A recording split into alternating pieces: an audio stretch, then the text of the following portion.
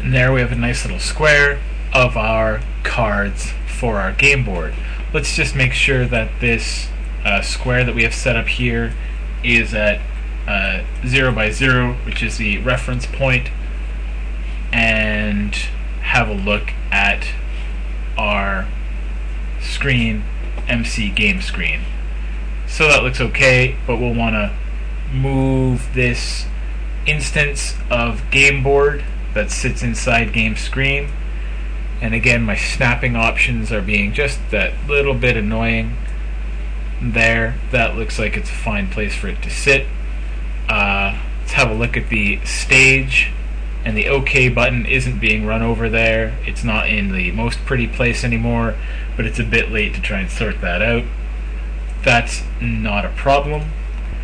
What we might want is for a memory game not to show us where the various cards are when it starts up, but in fact to have the backside showing first. So let's just go into each of our cards, and we're going to need to figure out some sort of a way to get this part here, frame 30, over at the beginning, and this part here, frame 1 to 30, over at the end. So that's what we want. The full-on front side of the card over to the full-on back side of the card to be the second half.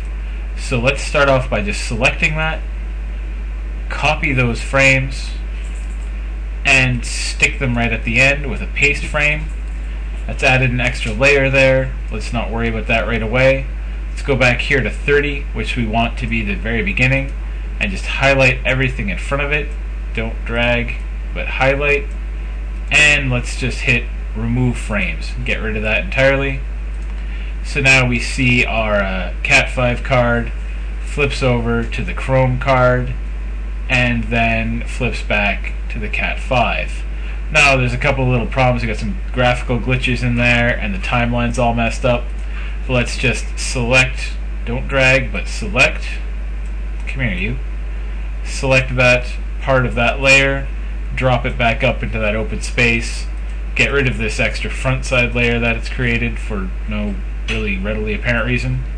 Scroll that along, no real graphical problems. Here we can see the backside card is overlapping and actually quite noticeable because it pokes out above the Chrome. So let's just highlight that section there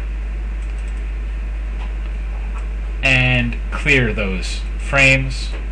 So the front of the back of the card is going to get narrow until we can't see it, and then actually disappear. We don't need here at frame 30. We don't need this keyframe. We can just drag this whole section here, right there. Just drag it back one position so the tween goes straight from narrow to face on back to narrow without spending any sort of extra time. And then we get to 60 here. We have these two frames at the end that we don't need, and we'll just remove them. And that looks pretty good. From Cat 5 to Chrome, back to Cat 5. No real fuss, no real muss. One thing that we do want to think about is this animation is just going to loop indefinitely. Let's show that by going back to the stage. So I've only fixed Chrome card. I'll have to do the same things for Firefox and Safari. But let's go back to the stage, and again I've double clicked on that to take away my timeline. Double click on scene 1 to bring it back. Let's go right on over to the start screen right here, and just for a test, let's drag a copy of the Chrome card on there.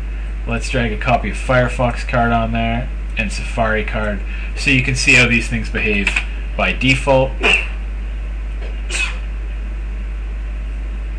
And they ought to be there happily spinning away.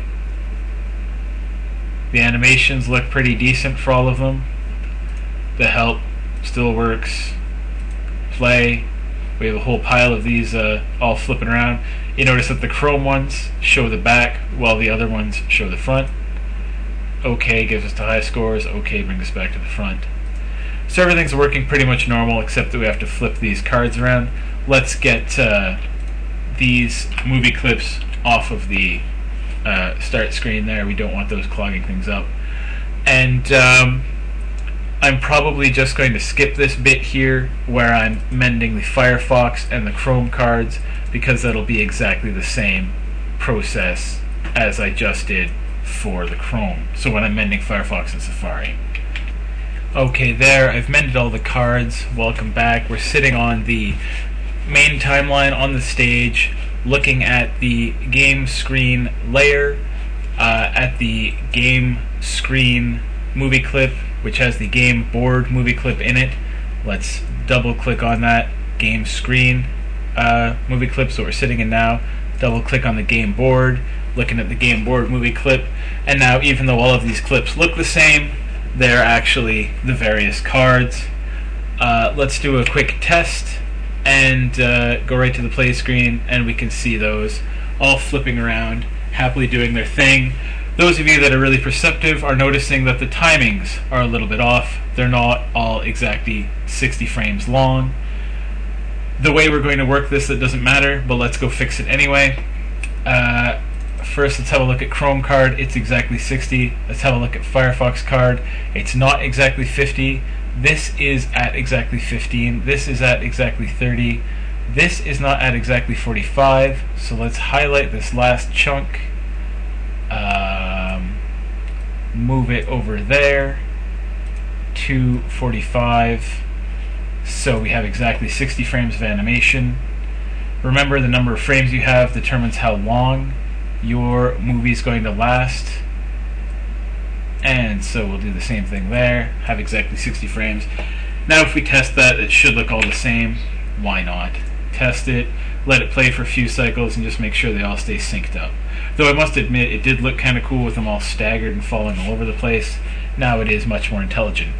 You've probably noticed a real, let's call it a problem with these cards. They just spin. Let's add a new layer inside of the card, and we'll put a couple of important keyframes in them. First, I'll name this layer code, so you know what the keyframes I'm going to put in are for. Add a keyframe. I don't need to add a keyframe right at the first one, but let's open up our actions and just put in a simple old stop. Great. Shrink that. Now let's go over to 30. There we do want to insert a keyframe, and again, bring up the actions and throw in a stop. Now, it might seem logical to want to go to the end and throw in a stop, but when it gets to the end, it's just going to loop back to the front, and that's almost the exact same frame and has a stop on it anyway, so no real reason for us to do that. Let's do that with the other two cards as well, the exact same thing. I like to put the code layer on top so you can always find it. Whoops. I almost put in an action there without having selected a keyframe. I'm not quite sure which keyframe it would have put that on, but I'd rather be careful with my code, because when you start throwing code around and all you have is this little A to indicate whether or not you have something on the actual timeline or not, it can get extremely confusing. So you want to keep your code as organized and isolated as you can. In fact, most of the work that you're going to be doing in this semester is going to involve class files, so they're actually external files that hold your code, which keeps things really nice and neat on the timeline. Throw in one more stop here, and put in one over here. We're going to need a keyframe first, and go back to actions and give it another stop. Now, we have the cards stop at the phases where they're either facing the back or facing the front, and that is all well and good, but we want to have a way that we can turn them over.